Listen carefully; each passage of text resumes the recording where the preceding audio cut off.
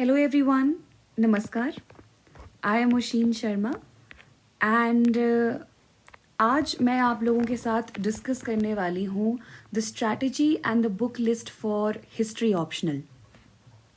देखिए, जो मेरा आज का वीडियो है उसमें ये बात समझने वाली है कि मैं जो बुक लिस्ट आपसे शेयर करने वाली हूँ या जो स्ट्रैटेजी शेयर करने वाली हूँ ये उन बिगिनर्स के लिए है जो हिस्ट्री को अपना ऑप्शनल जो है वो चुनना चाहते हैं। लेकिन जब हमारा जो प्रीलिम्स हो जाएगा और उसके बाद जो हमें वक्त मिलता है मेंस की प्रिपरेशन के लिए, तो उस वक्त मैं एक ऐसा वीडियो डालूंगी जो कि उन बच्चों के लिए है जिनकी लगभग तैयारी हो चुकी है और we will be aiming at how to boost your score to maximum. So ये छोटा सा पीडीएफ मैंने जो है ये फाइल एक तैयार की है आप लोगों के लिए। So let us begin with understanding कि हिस्ट्री ऑप्शनल को करने का सबसे बेहतरीन तरीका क्या है। So one by one discuss करते हैं। जो पहला हमने जो टॉपिक चुना है वो है overlapping with the GS subject. देखिए, ऑप्शनल चुनना जो है it is a uphill task, लेकिन मैं आपको हिस्ट्री के बारे में एक बात बताना चाहती हूँ कि जो हिस्ट्री है उसका प्रीलिम्स एग्जामिनेशन के साथ बहुत सारा जो ओवरलैपिंग जो होती है वो आपको दिखाई देती है। अगर मैं आपको बात करूं तो प्रीलिम्स में आपको जो हिस्ट्री है उसके बहुत सारे क्वेश्चन लगभग अगर आप देखेंगे सो 12 से 15 क्वेश्चन जो हैं, रेंज वेरी कर सकती है, मिनिमम 10 से 11 तो आते हैं। इसीलिए मैंने कहा कि 12 से 15 तक क्वेश्चन जो है आपको प्रीलिम्स में आपको हिस्ट्री से दिखाई देते हैं। तो अगर किसी का हिस्ट्री ऑप्शनल है तो उसको वहाँ पे डबल तैयारी करने की जो है वो ज़रूरत नहीं होगी। तो एक बात तो ये प्रीलिम्स की है। अगर मैं यहाँ पे जीएस के सब्जेक्ट्स के बारे में बात करूँ तो let's talk about your GS1। देखिए, GS1 तो आपका मैक्सिमम इसमें जो है वो हिस्ट्री का कंपोनेंट आता ही आता है एचएस में, और साथ में ज्योग्राफी है और कुछ कंपोनेंट ऑफ जो आपको दिखाई देता है उसमें वो सोशल जस्टिस का भी दिखाई देता है। लेकिन सबसे इम्पॉर्टेंट यहाँ पे जो है वो जो कोर कंपोनेंट रहता है वो रहता है हिस्ट्री। तो अगर आपको ऑप्शनल हिस्ट्री है तो आपको GS1 की स्पेशल तैयारी करने की जो है वो ज़रूरत नहीं है। If I talk about GS2 जो कि हमारा पॉलिटी एंड कॉन्स्टिट्यूशन से डील करता है और गवर्नेंस से डील करता है, इंटरनेशनल रिलेशन से डील करता है, तो वहाँ पे भी आपको जो है मार्क्सिस्ट हिस्ट्री दिखाई देती है, नेशनलिस्ट हिस्ट्री दिखाई देती है, इंपीरियलिस्ट हिस्ट्री दिखाई देती है। यानी वेरियस स्कूल्स जो आपके पॉलिटिकल साइंस के थॉट के जो डिफरेंट स्कूल्स हैं वो भी यहाँ से कहीं ना कहीं स्टेम आउट करते हैं। अगर मैं यहाँ पे आपको GS3 के बारे में बात करूँ जो एचएस के एग्जाम में इकोनॉमी से डील करता है, साइंस एंड टेक से डील करता है, कुछ कंपोनेंट ऑफ इंटरनल सिक्योरिटी से भी डील करता है और थोड़ा बहुत एथिक्स से भी डील करता है, तो इसके लिए हमको समझना पड़ेगा कि जो आपकी क्लास 11th की है जो इंडियन इकोनॉमिक डेवलपमेंट है, मेरा मानना है वो कहीं ना कहीं जो है वो हिस्टोरिकल नैरेटिव है आपका इकोनॉमी का। तो आप देखेंगे हिस्ट्री कहीं ना कहीं तीनों के तीनों जीएस सब्जेक्ट्स को जो है वो कहीं ना कहीं जो है वो बांध के रखती है। If I talk about essays, तो एसेस के बारे में हम बात करेंगे। तो एसे में भी अगर आप हिस्ट्री ऑप्शनल है आपका तो एक डीपर परसेप्शन जो करंट इवेंट्स के बारे में है, जो अंडरस्टैंडिंग है वो आपको दिखाई देती है। सो आगे बढ़ते हैं ज़रा और इस बारे में बात करते हैं कि डिफ़िकल्टी लेवल और पास्ट रिजल्ट्स कैसे हैं। अगर मैं हिस्ट्री ऑप्शनल में डिफ़िकल्टी लेवल के बारे में बात करूं तो देखिए, हिस्ट्री में जो आपका पेपर होता है वो इतना ज़्यादा डिफ़िकल्ट मैं नहीं मानती, क्योंकि इसकी सबसे बड़ी अगर कोई मेरिट है वो यही है कि हिस्ट्री जो है वो स्टैटिक है और वो बदलता नहीं है। इसीलिए आप जो है हिस्ट्री ऑप्शनल को ले सकते हैं। ये एक सेफ ऑप्शनल माना जाता है। इसमें हमेशा चांसेस जो हैं वो आगे बढ़ने के रहते हैं रादर देन कि आपके जो मार्क्स हैं वो कम होंगे। नहीं, अगर आपकी तैयारी अच्छी है तो हिस्ट्री में आपको जो मिनिमम जो मार्क्स मिलने हैं वो मिल के ही रहते हैं। अगर आप उसमें और आंसर राइटिंग निखारते हैं, डायग्राम्स लेकर आते हैं, तो आपका जो रिजल्ट है वो और अच्छा जो है वो आ सकता है। If I talk about past result कैसा रहा है, तो हर साल हमारे पास जो रिजल्ट आता है वो एक मिक्स्ड बैग आता है। तो पास्ट रिजल्ट्स में हिस्ट्री में जो है वो अच्छे रहे हैं, इस बात में कोई मिलावट नहीं है। तो लगभग हर साल जो है 2 से 3 बच्चे जो हैं वो हिस्ट्री ऑप्शनल के निकलते ही निकलते हैं। हिस्ट्री की एक और बहुत अच्छी बात है कि सोर्सेज बहुत अच्छे हैं हिस्ट्री ऑप्शनल में, क्योंकि आपके पास सोर्सेज में मैं ये बात बताना चाहती हूँ, एक सोर्सेज का मतलब है कि आपके पास एम्पल स्टडी मटेरियल है और it is easy to comprehend and easy to understand. Sources का बहुत ज़्यादा इंपॉर्टेंस रहता है हिस्ट्री में, तो आप जो भी बुक लिस्ट फॉलो करेंगे आप ये ध्यान रखें कि आपको सोर्सेज मेंशन करना बहुत ज़रूरी है। अगर आप एंशिएंट इंडिया के बारे में बात करते हैं तो आपको कलहन की राज तरंगिणी के बारे में बात करनी होगी। अगर आप मॉडर्न एडमिनिस्ट्रेशन के बारे में बात करते हैं तो आपको इंस्क्रिप्शंस के बारे में बात करनी होगी, आपको बुद्धिस्ट टेक्स्ट के बारे में बात करनी होगी जो उस वक्त को कहीं ना कहीं सब्सटैंशिएट और वेरीफाई करते हैं। इस तरह से सोर्सेज बहुत ज़रूरी हैं। अगर आप मिडीवल इंडिया में अलाउद्दीन के समय की बात करते हैं तो आपको जिन्होंने पद्मावत लिखी है मलिक मोहम्मद जायसी साहब, उनके बारे में मेंशन करना ज़रूरी है। और वैसे ही मॉडर्न सोर्सेज भी आ जाते हैं। मिडीवल इंडिया में अगर आप अग्रेरियन सोसाइटी के बारे में बात करते हैं तो आप वहाँ पे इरफान हबीब साहब की बात जो है वो आप ज़रूर करेंगे। तो इससे आपको पता चलेगा आप जो भी पढ़ते हैं उसके सोर्सेज बहुत ज़्यादा इंपॉर्टेंट है, क्योंकि हिस्ट्री में कोई भी चीज़ आप साइट करते हैं तो उसको आपको बैक करना होता है। अगर मैं ओवरलैपिंग विद जीएस के बारे में बात करूं तो मैं थोड़ा बहुत आपको ऊपर भी बता चुकी हूं कि प्रीलिम्स में मेजर कंपोनेंट रहता ही है आपका 12 से 15 सवाल आपको हर साल दिखने को मिलते हैं। और इसकी स्ट्रैटेजी मैं यही बता सकती हूँ कि जो पुराने आपके यूपीएससी के पेपर्स हैं आप प्लीज़ उसमें से जो है वो मॉडर्न इंडिया की हिस्ट्री को ज़रूर पढ़ें। ये अलाइड के लिए भी इम्पॉर्टेंट है और एचएस के लिए भी इम्पॉर्टेंट है। मेंस में मैं बता चुकी हूँ एक आपका जो राइटिंग का एक पूरा का पूरा जो एक अंडरस्टैंडिंग डेवलप होती है और लिखने की जो एक कला जो आप में निखरती है वो हिस्ट्री ऑप्शनल में कहीं ना कहीं आपको ज़रूर उसमें आपको मदद मिलेगी। ऐसे इसमें हमेशा किसी ना किसी टॉपिक की जो शुरुआत होती है वो हमेशा जो होती है उसके हिस्टोरिकल नैरेटिव और बैकग्राउंड से होती है, तो ऐसे में आपको बहुत ज़्यादा मदद मिलती है। If I talk about how to approach history optional, so questions ये हम जो है आगे हम बात करते हैं सोर्सेस की। देखिए सोर्सेज में मैं आपको इतना बताना चाहती हूँ कि एंशिएंट इंडिया के जो सोर्सेज हैं या मिडीवल के हैं, मॉडर्न के हैं, वर्ल्ड हिस्ट्री हैं, इनके सोर्सेज आपको जब आप कोई बेसिक किताब पढ़ते हैं तो उसमें भी मिलते हैं, लेकिन जब आप एक एडवांस लेवल की किताब पढ़ते हैं तो उसमें आपको सोर्सेज ज़्यादा मिलते हैं। अगर मैं आपको एग्जांपल दूं, जैसे कि मान लीजिए एंशिएंट इंडिया में आर.एस. शर्मा जो है वो सबसे इम्पॉर्टेंट है। अपार्ट फ्रॉम एनसीईआरटीज तो बेयर मिनिमम है, 9वीं से लेके 12वीं तक की एनसीईआरटी आपको पढ़नी ही पढ़नी है। उसमें से बेशक आपका कोई आंसर ना बने, इम्पॉर्टेंट है कंटेक्स्ट को समझना। तो इसीलिए आर.एस. शर्मा जो है इम्पॉर्टेंट है। यहाँ पे आपको सोर्सेज शायद हो सकता है कम मिले, लेकिन जब आप एडवांस किताब पढ़ते हैं एंशिएंट इंडिया की, जो कि मैं बोलूँगी कि आप बाद में पढ़ें, जैसे उपेंद्र सिंह है, तो आप इस किताब को जब पढ़ते हैं तो इसमें आपको बहुत सारे सोर्सेज मिलते हैं। इसका मैं एक आपको आइडिया देना चाहती हूँ कि जो स्टिकी नोट्स आते हैं आप उपेंद्र सिंह में ही वो स्टिकी नोट्स भी लगा सकते हैं, या जहाँ आपने नोट्स बनाए हैं आप वहीं पे स्टिकी नोट पे कुछ बेसिकली कोई सोर्सेज को मेंशन करके लिख लें, आपके पास आपके नोट्स भी तैयार हो जाएंगे फॉर एवर। सो सोर्सेज बहुत ज़्यादा इंपॉर्टेंट होते हैं, क्योंकि सोर्सेज के नंबर जो हैं वो आपको एग्जामिनर जो है वो हमेशा अलग से देता ही देता है। हिस्ट्री की एक और अच्छी बात है कि इरिस्पेक्टिव ऑफ योर बैकग्राउंड, हम लोगों ने 10वीं तक तो हिस्ट्री पढ़ी ही होती है और मैक्सिमम लोगों को जो इंटरेस्ट है वो हिस्ट्री में रहता ही रहता है। अगर मैं आपको एक और बात बताना चाहूँ हिस्ट्री ऑप्शनल के बारे में, वो यही है कि हिस्ट्री ऑप्शनल में एक मिथ है कि हिस्ट्री बहुत ही फैक्ट बेस है। ऐसा नहीं है, मेरा मानना है हिस्ट्री एक एनालिटिकल साइंस की तरह है और हम हिस्ट्री को हमेशा जो पढ़ते हैं वो पढ़ते हैं, we are reconstructing history via evidences sources. So history is not at all factual. आपसे एग्जामिनर की जो उम्मीद है वो ये नहीं है कि उसको कितनी डेट्स याद होती हैं, उसको ये है कि आपने इस टॉपिक को समझा कितने बढ़िया तरीके से। हम सोर्सेज के बारे में बात करते हैं, बुक लिस्ट के बारे में बात करते हैं। एंशिएंट इंडिया में एनसीईआरटी 11वीं 12वीं के अलावा आपको जो एक बेसिक किताब है वो है basically RS. Sharma. RS. Sharma में जब आप सिलेबस को अपने सामने रखें, आपको मैं बताती हूँ आगे जाके सिलेबस कहाँ से निकालना है आपने हिस्ट्री का, तो आर.एस. शर्मा में आप देखेंगे जो आपका इंडिया का एंशिएंट पास्ट है तो इसमें आपको बेसिक मिल जाएगा। इसको आप एनसीईआरटी के साथ सप्लीमेंट करेंगे तो आपका हिस्ट्री का बेस तैयार हो जाएगा।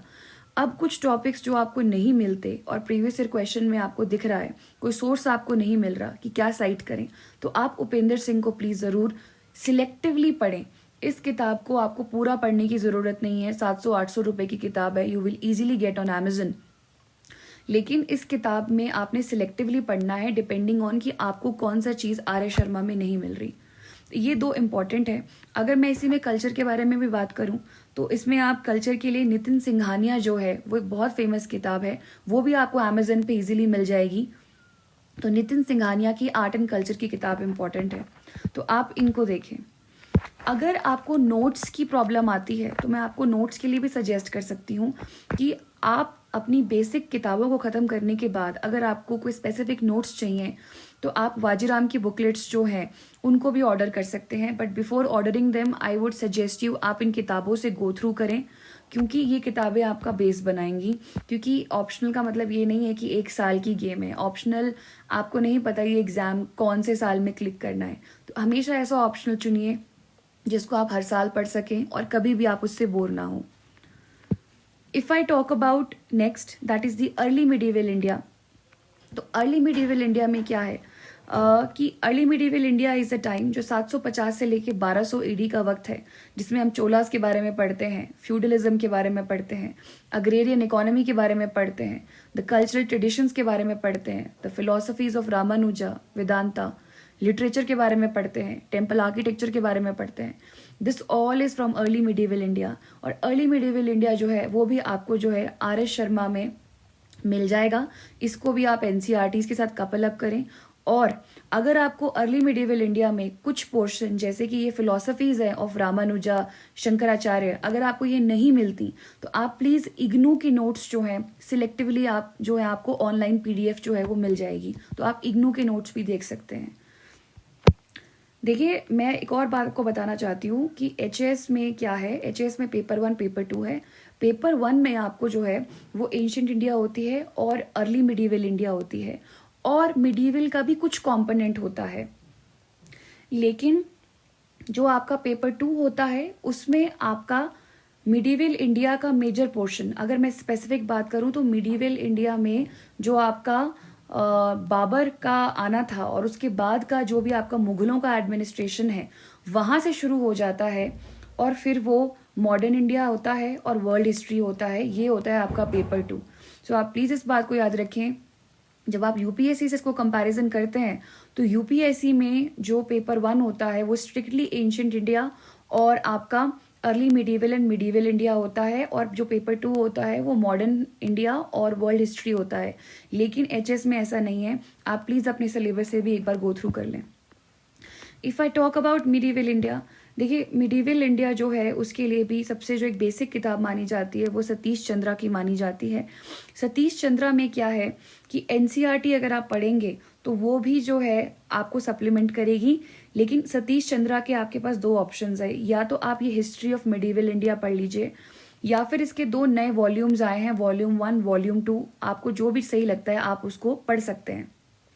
अगर आप एडवांस तरीके से मिडीवल इंडिया को पढ़ना चाहते हैं और निटिग्रिटीज को समझना चाहते हैं एडमिनिस्ट्रेशन की, अग्रेरियन सोसाइटी की, और उस समय क्या सोशो इकोनॉमिक कंडीशंस हुआ करती थी मिडीवल इंडिया में, तो आप जो है वो इरफान हबीब की किताब जो पढ़ सकते हैं, that is medieval India researches in the history of India.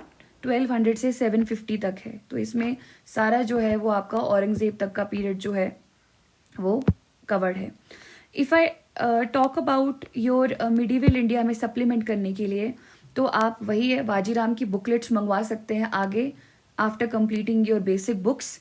तो वाजीराम की येलो बुकलेट्स आती हैं, आप उनको देख सकते हैं। कई लोग आपको बलियान के नोट्स भी बोलेंगे, बट मैं सिर्फ इतना बोलना चाहती हूँ, बेसिक बुक्स ख़त्म करने के बाद आप बलियान के नोट्स और वाजीराम बुकलेट्स में से कोई एक चुन सकते हैं। तो लेकिन ये आपको मंगवा के देखना पड़ेगा, they are not very lengthy, but first finish your basic books. Moving on to the modern India. Modern India में हम लोग जब कोई भी GS की तैयारी करते हैं तो स्पेक्ट्रम पढ़ते हैं, बट मैं इतना बताना चाहती हूँ स्पेक्ट्रम से भी पेपर क्लियर नहीं होता, क्योंकि अब जो क्वेश्चंस आते हैं प्रीलिम्स में भी वो भी UPSC के क्वेश्चंस उठाए होते हैं। तो UPSC को आप please, I can not emphasise more, prelim जो प्रीवियस ईयर क्वेश्चन है UPSC के मॉडर्न इंडिया के, उसको आप ज़रूर करके जाएं। स्पेक्ट्रम तो आप यूं ही एज अ ट्रीट ही पढ़ लीजिए, उसमें कुछ भी नहीं है।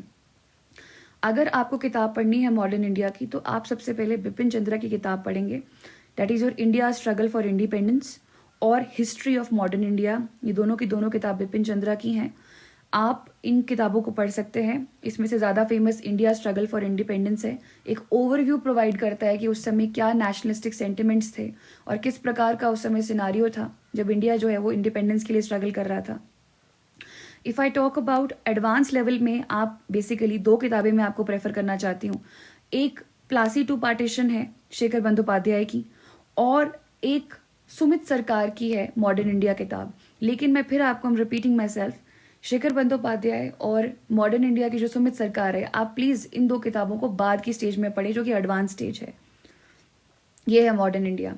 तो मॉडर्न इंडिया में भी आपकी कमांड होना ज़रूरी है। पेपर 2 लास्ट ईयर जो मेरा स्कोर था, अगर मैं आपको बताऊं, when I was selected as BDO, वो इतना टेरेबल था पेपर 1 में। उसका जो एक रीज़न एकमात्र ये था कि मैंने इंस्ट्रक्शंस नहीं पढ़े, और 8 क्वेश्चंस में से मैंने 8 के 8 कर दिए, बल्कि 8 क्वेश्चन में सिर्फ 5 क्वेश्चन होने थे, और 5 क्वेश्चंस को आपको 20 मार्क्स ईच का लिखना होता है। इसीलिए वो 100 मार्क्स का पहला पेपर, 100 मार्क्स का दूसरा पेपर।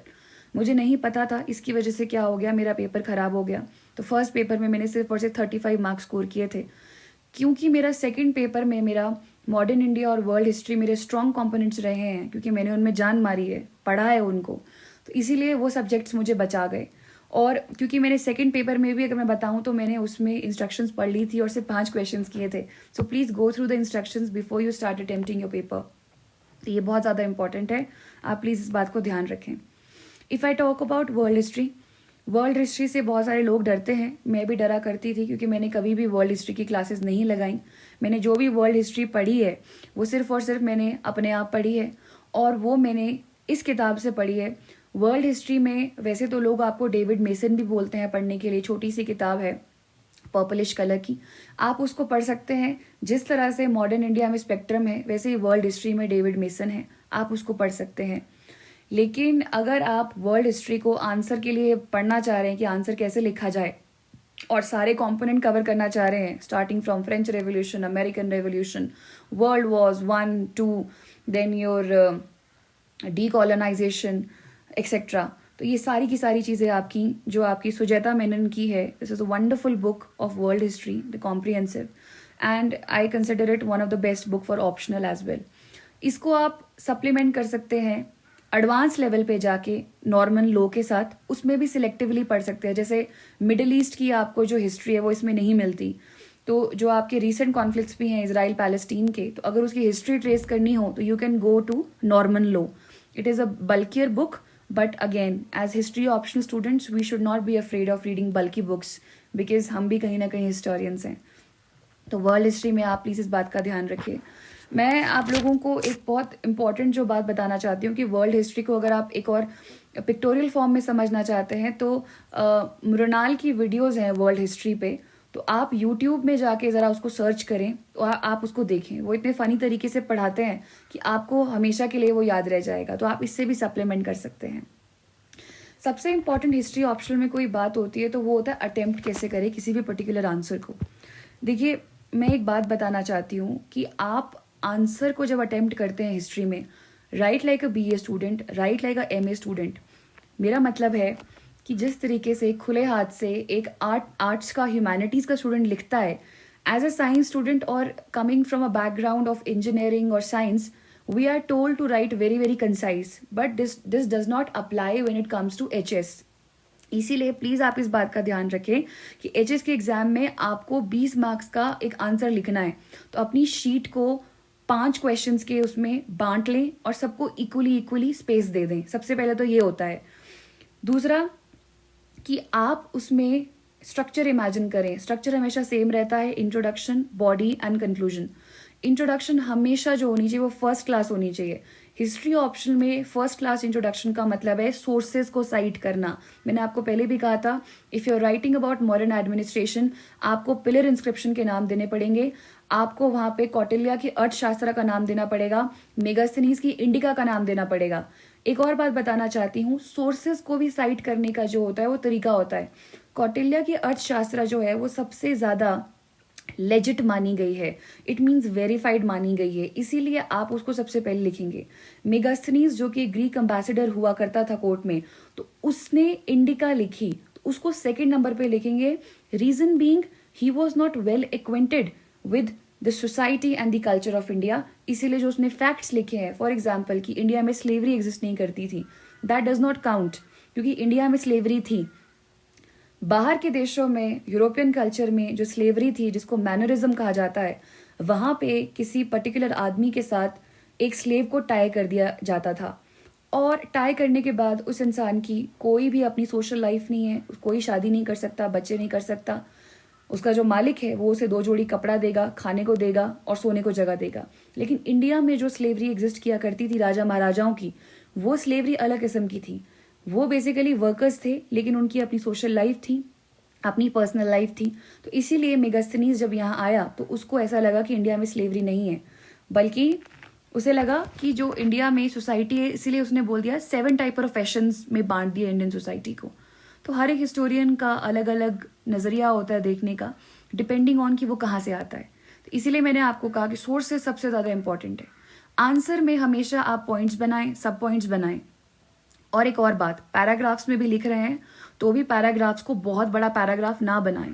एज एन एग्जामिनर खुद सोचें, अगर आप किसी बच्चे की आंसर शीट चेक करते हैं तो आप उसमें क्या देखेंगे? आप उसमें देखेंगे कि किस तरीके से उसने पॉइंटर फॉर्म में लिखा है, या पैराग्राफ में लिखा है तो छोटे छोटे पैराज में लिखा है। It is easy to understand.